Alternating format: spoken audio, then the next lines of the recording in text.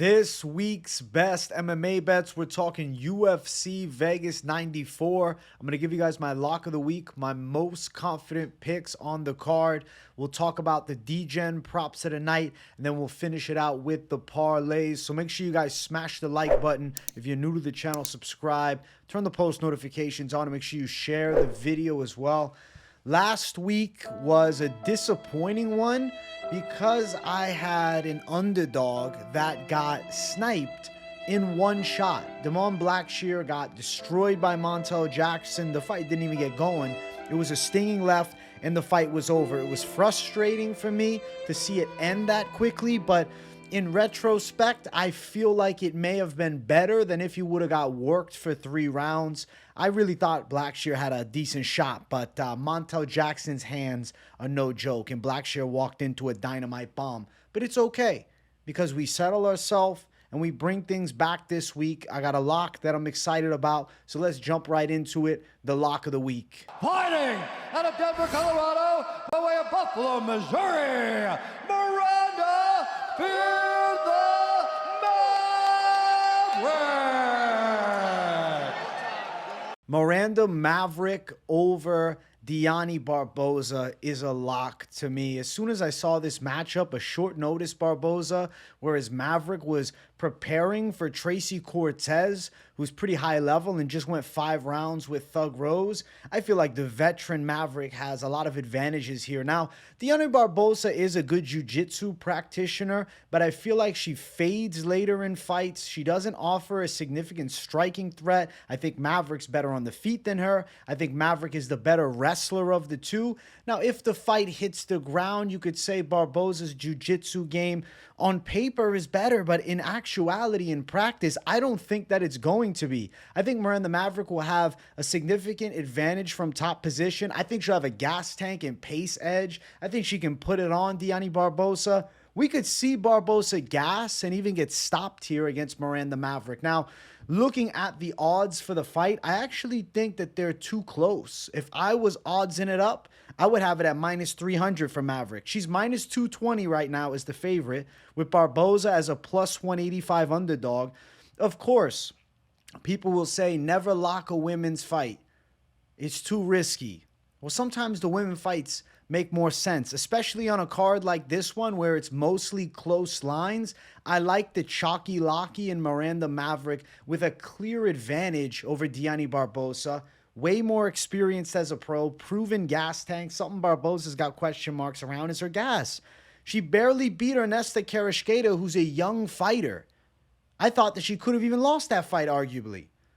I feel like Miranda Maverick's good to go, and that is why I have her as the lock this week. I see her clearly ahead in the striking. I see her defending any takedown attempts by Barboza and even getting some takedowns of her own. If you're talking about pace, Maverick can go all day. Don't think Barboza can. Now, the over 2.5 is minus 325. I do expect this fight to go into the later stages, and Maverick by a decision is minus 125. Miranda Maverick is this week's lock. It's going to get things back on track. It'll be 3-1 in the last 4 when we get this one. So I think we're pretty golden with this week's lock, and I'm looking forward to seeing it all play out. Maverick's way more UFC experience. She's way more UFC caliber. Barboza's okay, but I'm not sold on her. And she's not taking a short notice fight against Miranda Maverick and winning. Just ain't seeing it. Maverick for the W, and it's going to be dominance. And she's too close of a favorite. It should be wider. She should be minus 350. I do want to jump to the next segment. Let's talk about the most confident picks on the card. We're going to bring them up on screen. We got a nice Savage 4. And for this week, because it's such a chalky and weird card, I guess chalky's not the word because there's not really that many chalky lines. But since it's such variable type odds card where there's a lot of competitive matchups, there's a lot of unproven fighters, I have decided to mix in some confident underdog picks instead of just doing favorites with this section. So we have, first up, Cody Gibson. He's a minus 185 favorite. He's taking on Brian Kelleher, and I think he's got a pretty damn good chance to win. Length advantage, height advantage. I think he's more primed than Kelleher, and he's beaten better opposition. Say what you want about Cody Gibson's UFC career. Outside of the UFC 3 years ago, he did beat John Dodson, who's a 2-time title challenger. Gibson's got skills, and he went on the Ultimate Fighter. He made it to the finale. Yes, he lost to Brad Katona, but it's not a horrible loss. Katona's pretty calculated and primed and well-rounded, better than Kelleher. After that, he fought Miles Johns. Sure, it was a short notice, Miles Johns, but he did okay. He had Miles Johns back. To me, I see Gibson with the clear-cut striking advantage and the grappling advantage. So where does Kelleher beat him? He chops at the legs and lands a massive shot over the top. Like, getting a knockout of Cody Gibson for Brian Kelleher seems so unlikely. And then you add in the fact that Kelleher has lost 3 straight, and I get it. Cody Garbrandt's a savage, Mario Batista's a savage, and Umar Nurmagomedov is a savage. Cody Gibson's not of that cloth, elite level, but I do think Cody Gibson can beat an aging Brian Kelleher who, yeah, has lost to good names, hasn't looked good at all in the fights. He's been destroyed in each one of them, and I think there is a real possibility, it's plausible that Cody Gibson could get a submission. Now, submission for Gibson is plus 300. The confidence is, of course, on the money line. Money line is just always a better way to do it unless you're looking to attack the value.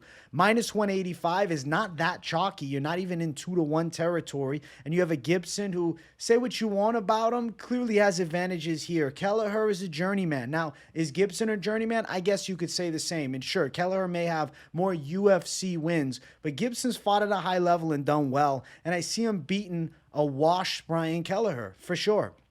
Gibson for the W. Over 1.5 is minus 175. Don't really like the over-under. Don't really love the prop, but I am going to say Gibson by submission is very live, and that is my official call. But it could easily end up being a fight that goes distance. I'm riding with Cody Gibson as a very confident pick at minus 185 on a dangerous card. I think he's about as good as it gets. Now, next up, I am going for a slight underdog in this one. We got Bruno Silva. He's around plus 100, even upwards of plus 105 as a dog. So listen, you throw down something, you get the same amount back and your initial. Not bad.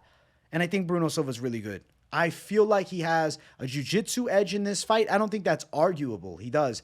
I also believe that he has a striking advantage over Cody Durden.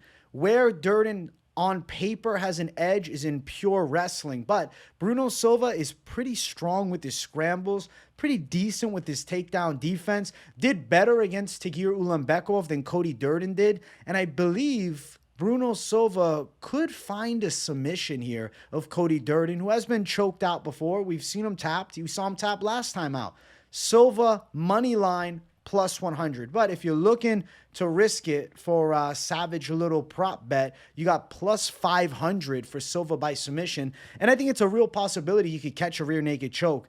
Silva, something about him too that I like, he's a patient fighter and a technical striker. I think he picks his shots really well. I see Silva as a very good pick this week. Cody Durden was close with Jake Hadley. Though he won, he was in some weird leg entanglements on the ground, and it wasn't a super impressive win. I feel like Bruno Silva's still got some goods to go far in the weight class. And with, 2 advantages, striking and grappling over Durden, who's just got the wrestling here in this fight, I think he's a golden goose. And at plus money, I have to include him in this most confident pick section for a week like this. Let's keep running. Next one. We got Luana Carolina. You might be saying, AJ, didn't you pick flip off Carolina with the Pudilova fight? Listen, ignore that. The reason that happened is because Tapology had the weight classes mixed up. I was under the assumption, oh, damn, Carolina is deciding to jump up in weight. She missed weight last time. Pudilova might have the size edge. But initially, my pick was Carolina. I see her out-dogging Pudilova. But then I realize, after the fact, I look into it, the fight is now at 125 pounds. So Pudilova is the one cutting weight. I don't think that's a good move for her. I think against Carolina, we got a proven gas tank for her. We got a scrambly and awkward grappling defensive style, and we have an unorthodox striking game. Carolina's a better striker. Carolina, I'd say, is the stronger girl. I guess Pudilova's aspect she might be better in is wrestling, pure wrestling. But I don't know. She's not fast with her takedown attempts. We've seen Carolina defend solid takedowns from better grapplers and girls that are, actual winners in the UFC. Like, say what you want, Pudilova got robbed against Jocelyn Edwards, but I got to go towards Carolina. And if you're saying, AJ, what the hell, on Moneyline, you're even thinking about a damn Pudilova parlay. Well, ignore Monday. I was delusional on Monday. A lot of shit happened this weekend, all right? Some chaotic shit in America happened. Maybe my head wasn't on straight. But the initial pick was Carolina, and I'm back on it. So don't call it a pick flip. It's just with the information given, I'm riding back to where I was initially calling. At 125, it's Luana Carolina's fight. And on a damn card like this, I have to pick her. As far as the odds beyond the money line, which is minus 120 for Carolina, we have an over at minus 405 and a Carolina decision at plus 130. I think Carolina outdogs her. Close money fight. You don't need to touch the props. I think you could throw down Carolina parlay piece for value on the money line. But I'll tell you this. You're betting on low-level women's MMA. This is a dangerous strategy. And it shows you the type of card it is because historically I leave out fighters like this. But this is a ton of prospect battles on the card. Carolina's one of the more savvy veterans on this damn card. So I'm going to go Carolina to beat Pudilova, who's done horrible inside of the UFC. And I think she's good to go in a potential parlay piece. Now, next up, I'm going for another underdog. I'm going with Choi. I have to go with Choi for one simple reason that may be arbitrary, but I think it has validity. Look at Kyle Nelson versus Choi, and look at Kyle Nelson versus Bill Algeo. Kyle Nelson was a panic wrestler against Choi. Against Bill Algeo, he walked him down and stopped him. Now, say what you want about the early stoppage. I agree. The referee jumped in too soon. Algeo wasn't out yet, but he was getting his ass whooped in the striking department and completely bullied. Choi is a much more precise kickboxer than Nelson. And if not for a headbutt in that fight, he gets a win. I feel like Choi's got Algeo's number. Algeo's going to need to try and wrestle here, but I think Choi's pretty quick with his hips and the takedown defense should still be there. I think his hand speed is going to be clearly there, and I feel like you're going to see him outstrike Algeo. Now, could he get a knockout? I think he's at least live to rock Bill Algeo. I would not go chasing prop bets on this one. I don't think this is necessarily a prop betting most confident pick section, at least for a lot of them. I think when you have a plus 140 underdog, you can simply just attack it. Why do you need to risk anything on a damn prop? Why do you need to chase extra plus when you can go Choi on the line and get some savagery back at you? Plus 140, I like the chances. He's clearly slicker in the striking. He's younger than Bill Algeo. And something about Choi is sure. He hasn't won since 2016. He was doing the military service in Korea. His career was, in shambles per se, but at one point, Choi was one of the more highly touted prospects in the UFC featherweight division, and it was seeming that he was on his way to contendership. Of course, 0-3-1 in his last 4, and that's dating back to 2016. You may think, he's not been fighting. He's always been a level higher than Bill Algeo. Algeo's a kickboxer. With his hands low style, I see him getting clipped here. Algeo is going to look to engage, though, and wrestle. He's not just going to sit and strike because he recognizes that Choi is a powerhouse. But Algeo trying to wrestle for 3 rounds against Choi, I think, is a lot easier said than done. I expect Choi to sting him up with big shots. I do believe Choi is live for a knockout here. The knockout prop for Choi, just to read it off, sits at plus 380. I would say it's a possibility, but not a high probability. So, I wouldn't go throwing my life savings on that. I wouldn't go throwing my life savings on anything. But at the end of the day, Choi money line as an underdog is a confident call. This week's most confident picks is simply got to be put as confident pick ratio to the odds because you have majority of fights are 2-1 or less for the damn odds. We have no 3-1 favorites on this card. So I have to throw in some valuable dogs in this most confident pick section. So if normally you like to just tail the most confident pick section, maybe you're only throwing down the underdogs, or maybe you're only doing the lock with one of the most confident picks in a parlay. We will talk parlays at the end. I'll bring it up and we'll make it happen. Okay. But I think there's something interesting to do with this card. I think it's an interesting card. It's a lot of close lines, which makes it fun. But I think that the most confident pick section still has power this week. But it's a different type of power than normal. It's odds line power, value power. We don't have a minus 350 in there. We don't have a minus 500. We have majority close money and money lineable odds, which is pretty tremendous.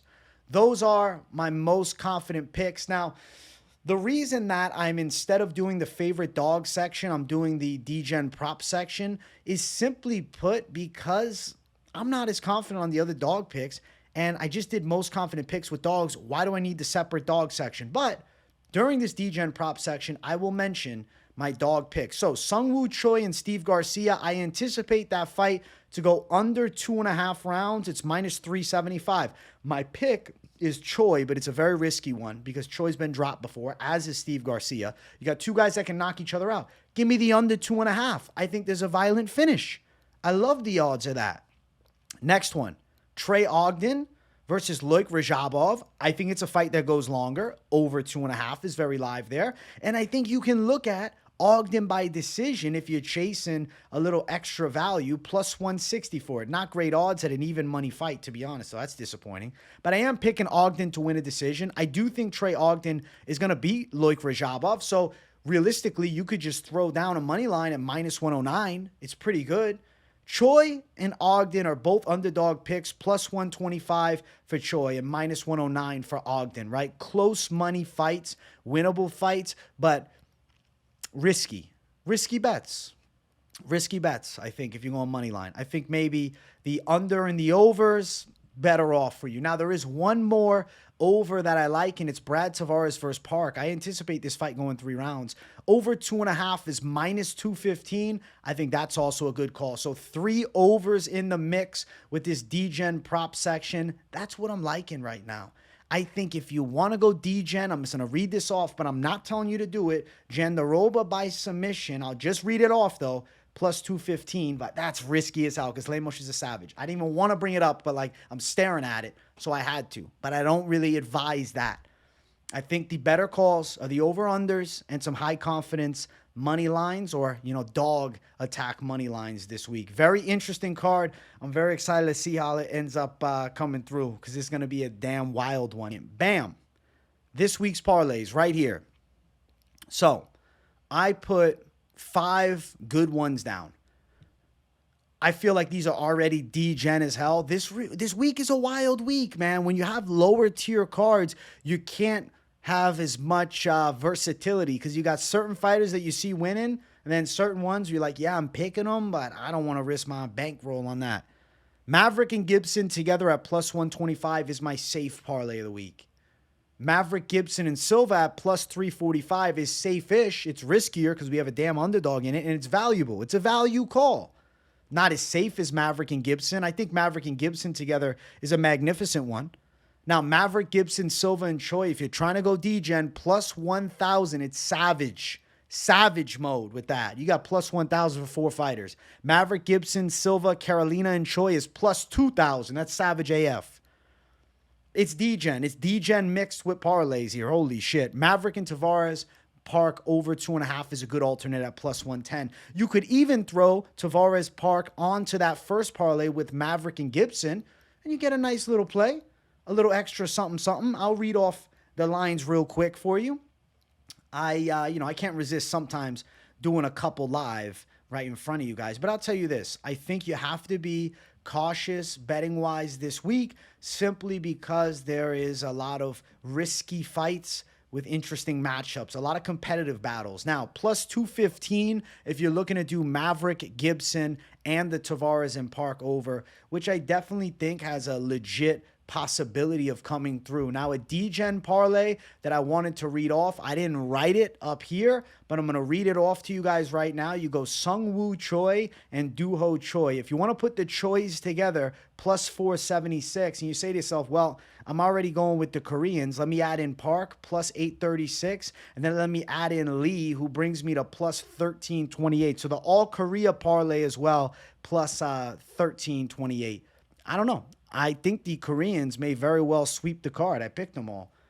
Dangerous parlays, dangerous card, but I'm excited to see how it all goes. I do hope that you guys enjoyed this week's episode of This Week's Best MMA Bets. I really gave a nice elaboration on all of the picks. I feel like this was a very in-depth show, so I do hope you guys loved it. Smash the like button if you do, and if you're new, subscribe to the channel. Content every single day. Keep it locked in. Saturday, Fight Companion, so I'm looking forward to live streaming it up with my people. Thanks for watching, everybody. Let me know what you thought of the picks in the lock in the comment. Let me know yours. I want to know what you guys are thinking. And throw some of your favorite parlays, too.